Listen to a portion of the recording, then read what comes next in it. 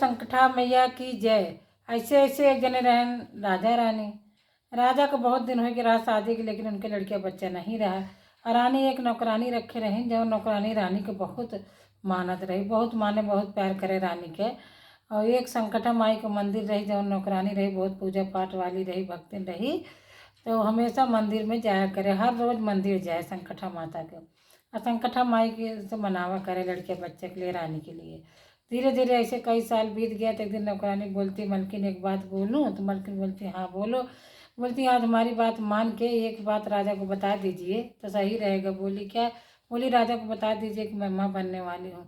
कहीं नहीं दासी, मैं माँ नहीं बनने वाली हूँ तो झूठ क्यों बोलूँ? कहीं नहीं, एक बार बता दीजिए। तो तो फिर बताती हैं रानी, जो है नौकरानी के कहने पर रानी राजा को बताती हैं कि मैं माँ बनने वाली हूँ। राजा बहुत खुश हुए, पूरे नगर में ढिढोरा पिटवाए, मिठाई बंटवाए, बहुत खुश हुए। धीरे धीरे 9 महीना बीत गया। तो रानी बोलती, दासी से, दासी हमारे पेट में कोई बच्चा नहीं है, राजा को मैं झूठ बोल रही हूँ, 9 महीने बाद हम क्या दिखाऊंगे? जब 9 महीना बीता तो दासी बोलती है राजा से कि राजा जो है लड़का हुआ है। और यहाँ रानी परेशान है कि हमारे तो कुछ भी नहीं हुआ है, और नौकरानी बोल रही कि लड़का हुआ हम। तो फिर नगर में मिठाई बंटवाते हैं, सब कुछ छठी बड़ाई करते हैं। राजा बोलते हैं दिखा दो लड़का, तो दासी बोलती है नहीं, लड़का 1 महीने बाद देखना है आप, जो है अभी लड़के को हम लोग नहीं दिखाएंगे, 1 महीने बाद लड़का दिखाया जाएगा। तो राजा सोचते चलो ठीक है, जब इतने साल बीत गए तो 1 महीना तो बहुत कम दिन होता है, 1 महीने बाद ही सही। 1 महीना बीता, फिर रानी को आवाज़ दिए कि हमको बच्चे को दिखा दो। फिर नौकरानी बोलती, नहीं राजा साहब, अब 12 साल का लड़का हो जाएगा तब आपको दिखाया जाएगा। बोलती ये तो सही बात नहीं है। फिर भी राजा जब वो संतोष कर लेते हैं कि कोई बात नहीं है, इतने दिन बाद हुआ है तो 12 साल ही बाद सही, चलो 12 साल बाद देखूंगा। 12 साल को लड़का हो गया तो रानी बोलती है, राजा नौकरानी रानी से बोलती है कि राजा से बोलिए कि लड़के की शादी करने के लिए। तो रानी बोलती नौकरानी से, अरे कोई लड़का बच्चा है नहीं तो किसकी शादी करवाऊंगी मैं? बोलती नहीं, मैं जो बोल रही हूँ वही कह दीजिए। तो रानी जो है राजा से कहती है कि 12 साल का हमारा बेटा हो गया है, शादी करवाइए। तो राजा बोलते हैं मैं तो मुख देखा नहीं, अभी तो कौन सी शादी? तो नौकरानी बोलती नहीं राजा, आप पहले शादी करवाइए तब मुख देखिए, ऐसा मन्नत मानी है रानी। तब राजा जो है दिखवार उखवार आते हैं, राजा शादी तय करते हैं। अब बारात तैयार होती है, फिर राजा बोलते दिखा दो मुँह। नौकरानी बोलती नहीं राजा, मंडप में ही मुँह देखना। तब जाने लगती, बोलती डोली में बैठ के पहले मैं लेकिन चलूँगी राजा लड़के के साथ।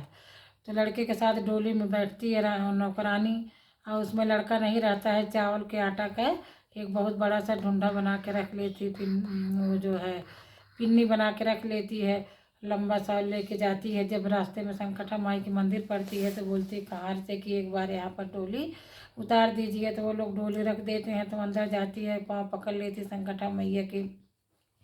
संकटा मैया वहाँ बुढ़ापा के रूप में बैठे रहती हैं, पाँव पकड़ के बोलती संकटा मैया, आज तक हमने जितनी भी पूजा की है सब पूजा हमारे राजा रानी को दे दीजिए, और डोली में लड़का नहीं है, एक चावल की पिन्नी रखी हुई है, उससे लड़का बना दीजिए।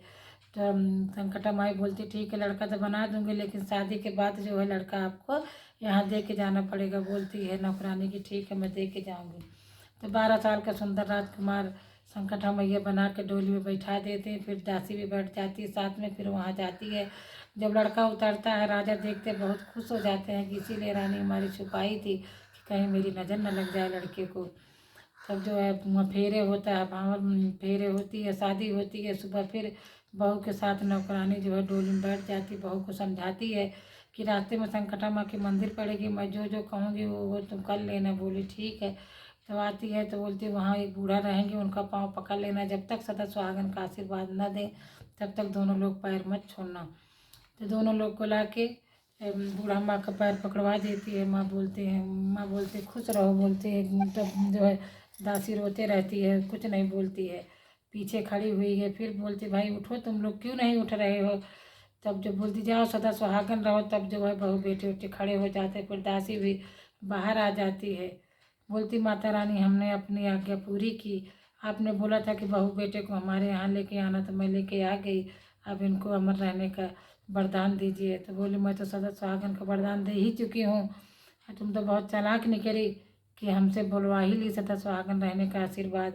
बोलती संकटा मैया इन बच्चों को छोड़ दीजिए, और जो अपने घर जाने देती है, बोलती ठीक है घर जाएं, और घर जाके संकटा मैया का लड्डू कर देना। बोलो संकटा मैया की जय।